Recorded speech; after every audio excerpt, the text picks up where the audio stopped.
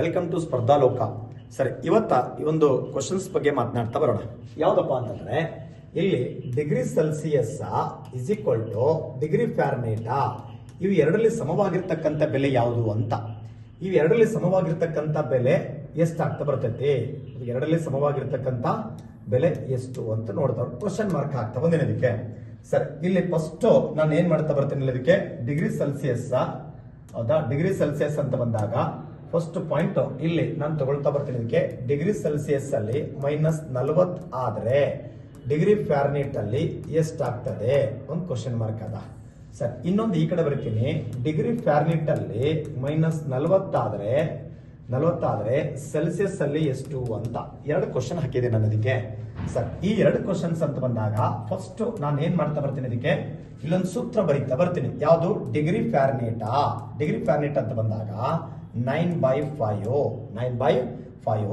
Into degree Celsius plus 32 ಅಂತ ಸೂತ್ರ ಬರುತ್ತೆ.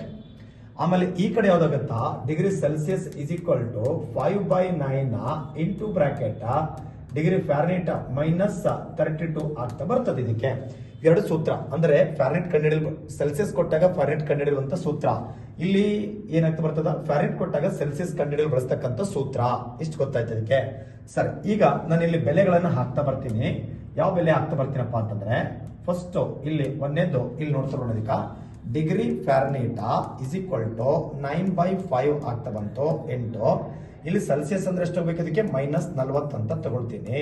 ಹಾಗಾದ್ರೆ ಬ್ರಾಕೆಟ್ ಕ್ಲೋಸ್ ಪ್ಲಸ್ ಏನಾಗ್ತಾ ಬಂತು ಇದಕ್ಕೆ 32 ಆಗ್ತಾ ಬಂತು ಇದಕ್ಕೆ.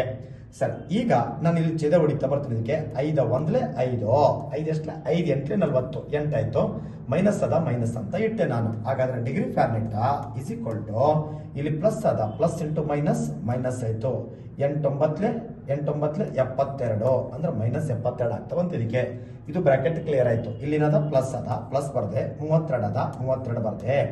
ಸರಿ, ಆಮೇಲೆ ಇಲ್ಲಿ ಏನಾಗುತ್ತೆ ಗೊತ್ತಾ, ನೀವು 6ನೇ ಕ್ಲಾಸ್ 7ನೇ ಕ್ಲಾಸ್ ಅಲ್ಲಿ ಕಲಿತಾ ಬಂದಿರ್ತೀರಿ ಮ್ಯಾಥಮೆಟಿಕ್ಸ್. ಚಿಹ್ನೆಗಳು ಬೇರೆ ಬೇರೆ ಇದ್ದಾಗ ದೊಡ್ಡ ಸಂಖ್ಯೆಯಿಂದ ಚಿಕ್ಕ ಸಂಖ್ಯೆ ಕಳಿಬೇಕು ಮತ್ತು ದೊಡ್ಡ ಸಂಖ್ಯೆ ಚಿಹ್ನೆ ಹಾಕಬೇಕು.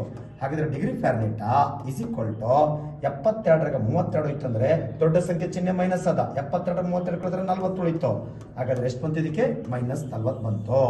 ನಾನು ಸೆಲ್ಸಿಯಸ್ ಅಲ್ಲೇ -40 ಅಂತ ತಗೊಂಡಿನಿ. ಫ್ಯಾರನೈಟ್ ಅಲ್ಲಿ ಎಷ್ಟು ಬಂತು ಇದಕ್ಕೆ -40 ಬಂತು. ಈ ಕಡೆ ಗೊತ್ತಾಯ್ತು. ಈ ಕಡೆ ಬರೋಣ.